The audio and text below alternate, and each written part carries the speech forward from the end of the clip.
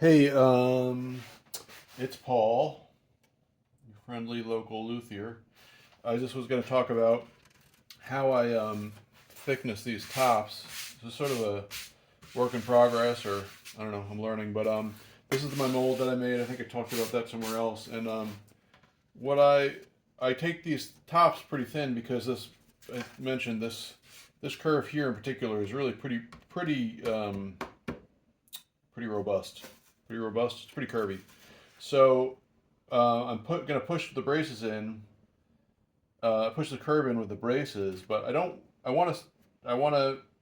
I want the top to be as thick as it can be without the curve of the braces really putting it in danger of splitting. I shouldn't say I want it to be as thick as it can be. I'm not totally sure exactly how I want it thick to be. I'm learning that as I go along. Pretty thin seems to work, but then it can also print through with the braces and have structural problems. So I am still developing exactly how thick I want them. I've made them pretty thin and they sound extraordinary, but I'm concerned about their longevity, so I'm trying to figure out the line. Anyway, so the left brain lutherie gentleman whose name I forgot, I asked him about this, and he was like, I was like, is the curve too radical? You know, am I going to worry about breaking the top? And he said something which I thought made a lot of sense, basically, that if the top returns back to flat, then it's a pretty good sign that the top can take that curve, right? Because I'm not breaking the top by pushing it into the curve, so it should be able to more or less stay there. So this is so I have three tops here. Let's go with actually. One top is quite thin. And to be honest, it's thinner than I wanted it to be. So this is going to be kind of a test guitar for a bunch of processes, and it might be really cool, but it's quite thin. So, and it's still,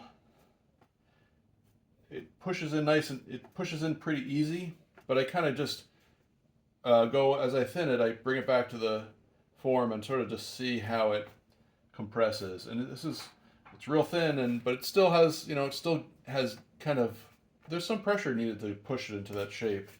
And so it's really down here that is my concern. Also, this is where the radical, can you see that? Yeah, this is where the more radical curve comes in. But I can get it in there, so that's going to definitely be, it's thin enough. Is it too thin? Hard to say, but again, that guitar is going to be an experiment. This is the one I'm working on. This is thicker than, well, yeah, probably 2.26. I've never really made one that's over, I don't know. I don't think I've made too many that's over 2. This is 2.06. I usually bring them down to 2 or like 1.9, which is thin, but it seems to work. So this pushes in really nicely. So I think I'm going to leave this here. And what I can do then is after it's braced and it's glued to the sides, I can then judge how stiff the whole top assembly is with the braces. So, and this one is going to have no rosette, so it's just going to have this sound hole and a reinforcement. Where's the reinforcement? This reinforcement strip here on the inside, obviously. So it'd be kind of interesting on the outside, but now we're not going to do that. So yeah, I don't know what I was saying. Anyway, that's how I kind of judge this top thickness. This is going to be a little thicker probably than I normally would, but yeah, that's the plan. Is that it's a little thicker, and then when I have it all glued up, if I need to sand some thickness off when it's braced and attached to my structured sides, I can then judge it with my